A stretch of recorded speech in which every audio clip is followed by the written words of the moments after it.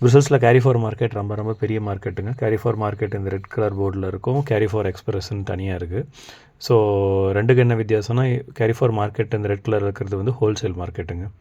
So நம்ம ஊர் super market மாதிரி. ஸோ இதோட பார்ட் 1 தான் இப்போ பார்க்க போகிறோம். ஸோ யூஷுவலாக இந்த மார்க்கெட் உள்ளே நுழைஞ்சோன்னையுமே வந்து பார்த்திங்கன்னா, ஃபஸ்ட்டு ஆஃபர்ஸில் என்னென்ன இருக்குன்னு எல்லாமே வச்சுருப்பாங்க. ப்ளூபெர்ரி, ஸ்ட்ராபெர்ரி, அதுக்கப்புறம் நம்ம என்னென்ன பழங்கள் இருக்குதுன்னு எல்லாத்தையுமே இது வந்து லிஸ்ட் பண்ணியிருப்பாங்க.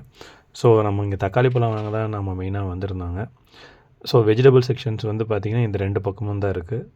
ஸோ அடுத்தது வந்து பார்த்திங்கன்னா நம்ம ஊர் மாதிரியே இந்த சொரக்காய் இருக்குது. அதே டைப்பில் இந்த சொரக்காய் மாதிரியே இது இருக்கும்.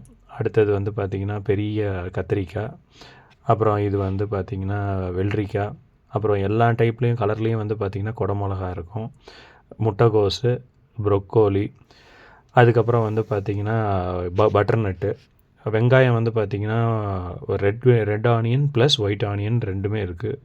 அப்புறம் கார்லிக் இங்கே ரொம்பவே காஸ்ட்லி.